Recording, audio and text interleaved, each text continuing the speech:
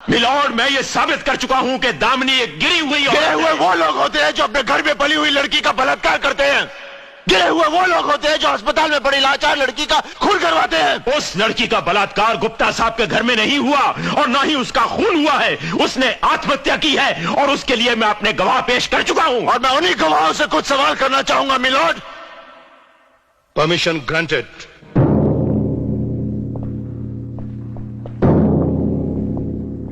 तुम गुप्ता जी के यहाँ 10 साल से काम कर रहे हो? जी सर। इसका मतलब है तुम उनके वफादार हो, हाँ। ईमानदार हो, तुम पर उनका पूरा भरोसा है। हाँ?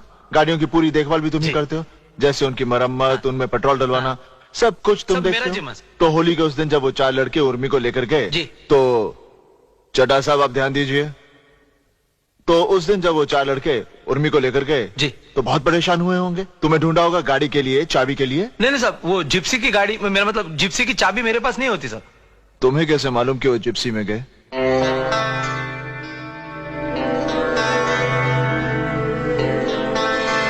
नहीं साहब, क्या बाद में मेरे को मालूम पड़ गया साहब। यानी कि बलात्कार हुआ ये तुम्हें बाद में मालूम पड़ा। Point to be noted me lord. ठीक है मंगेश, तुम जाओ। जी। Bloody fool. मंगेश जी।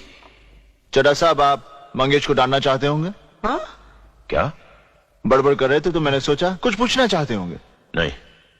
हाँ तो कदम साहब, उर्मी ने अपने हाथ में खत लेकर गला तो नहीं काटा होगा, और गला काटने के बाद वो अपने हाथ में खत नहीं रख सकती, तो इसका मतलब है खत किसी और ने रखा। जी वो हाँ?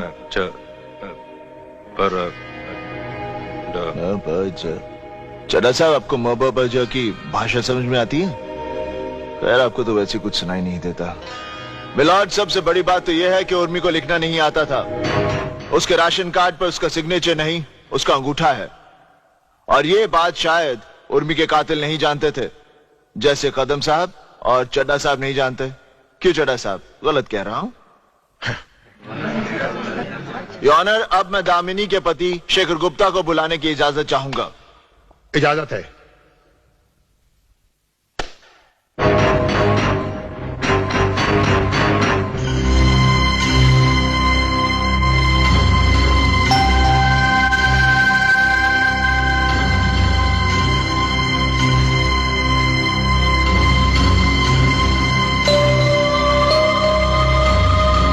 कहिए, जो कुछ कहूंगा सच कहूंगा। जो कुछ भी कहूंगा सच कहूंगा।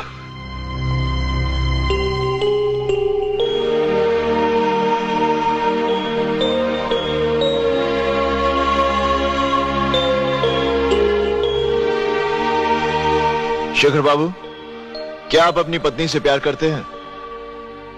मैं ऐसे बेतुके सवाल का जवाब देना नहीं चाहता हूं। कमाल है मिलॉर्ड, मैंने तो एक बहुत ही सीधा प्रश्न पूछा है कि एक पति अपनी पत्नी से प्यार करता है या नहीं। क्यों चड्ढा साहब, कुछ गलत पूछा? नहीं? हाँ तो कहिए, आप करते हैं या नहीं? जी। क्या कहा चड्ढा साहब, आपने सुना? नहीं सुना? देखिए चड्ढा साहब, मुझे जरा कम सुनाई देता है, जरा जोर से बोलिए प्लीज। जी मैं करता हूं। आंखें झुका के नहीं, अपनी पत्नी से आंख मिलाकर कहिए कि आप उससे प्यार करते हैं या नहीं।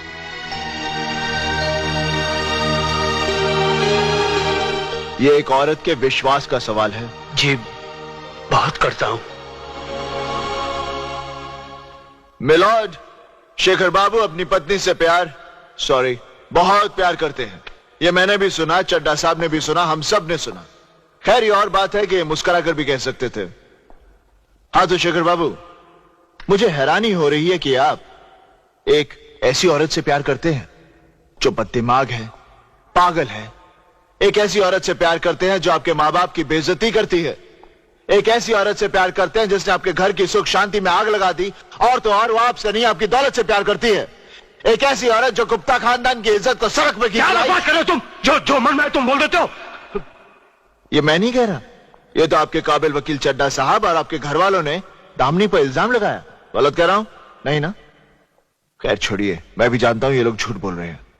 हाँ तो शेखर बाबू, आप ये बताइए कि होली के उस दिन जब आपकी पत्नी घबराई हुई आपके पास आई और आपको छत के ऊपर ले गई जहां आपने उर्मी का बलात्कार होते हुए देखा, चड्ढा साहब आप ध्यान दीजिए प्लीज, तब आपने क्या किया?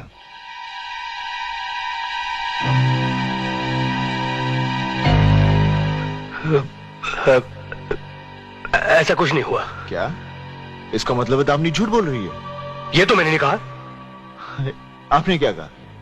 दामिनी कह रही है कि बलात्कार हुआ, आप कह रहे हैं बलात्कार नहीं हुआ, तो दामिनी झूठ बोल रही है। वो झूठ क्यों बोल रही है?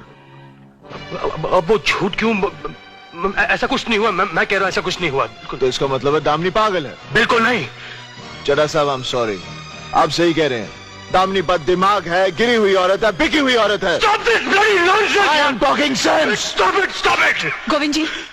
गोविंद जी यहाँ आइए, आइए यहाँ। आपको मेरे पति से इस तरह बात करने का कोई हक नहीं। वो मेरे लिए गवाही दें या ना दें, उनकी मर्जी, लेकिन मुझसे इस तरह उनकी भगवान के लिए भरी अदालत में उन्हें इस तरह शर्मिंदा ना करें। उन्हें जाने दीजिए। आप अपने आप को समझती क्या है? हाँ, क्या समझती है अपने आप को? जी। मैं आपका गुलाम हूँ, नौकर हूँ, खरीद लिया आपने मुझे? हाँ, अरे तुम जैसे 2 टके की औरत को मैं अपने बाजू में आने ना दूं। गोविंद, एक लफ्ज भी और मेरी पत्नी से कहा तो। सॉरी दामिनी। मिलॉर्ड, देखा आपने, जब मैं पति से कुछ कहता हूं तो पत्नी को बुरा लगता है, और जब मैं पत्नी से कुछ कहता हूं तो पति चिल्लाता है। यह बात साबित होती है कि इन दोनों के बीच बहुत गहरा प्यार है, जो ऐसे नाजुक वक्त पर भी चट्टान की तरह मजबूत है। बावजूद इसके कि दामिनी ने शेखर के सगे भाई पर बलात्कार का आरोप लगाया, बावजूद इसके कि दामिनी शेखर के खानदान को कोर्ट में घसीट लाई, फिर भी शेखर दामिनी के खिलाफ एक लफ्ज सुनने को तैयार नहीं, क्योंकि वो तहे दिल से जानता है कि दामिनी जो कर रही है वो सही है, जो कह रही है वो सच है।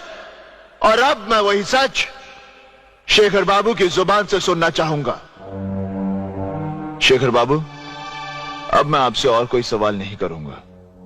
मैं ये केस छोड़ रहा हूं, क्योंकि दामिनी को मेरी नहीं, आपकी जरूरत है।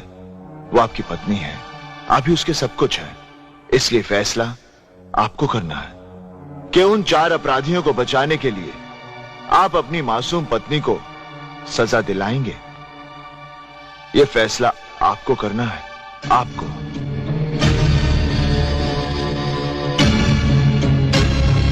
मिलॉर्ड, मेरी तो कुछ समझ में नहीं आ रहा है।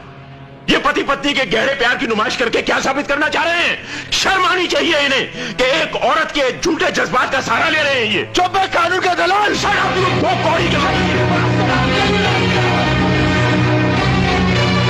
Order order order.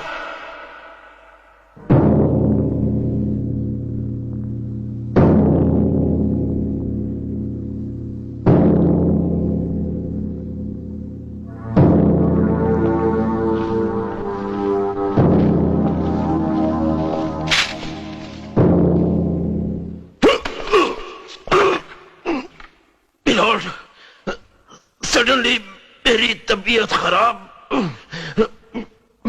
मैं कोर्ट से दरख्वास्त करता हूं कि अगली तारीख कोई दे दिया। सर, मिस्टर चड्ढा की तबीयत खराब हो जाने की वजह से इस केस को मुलतवी किया जाता है। केस की अगली तारीख बाद में मुकर्रर की जाएगी।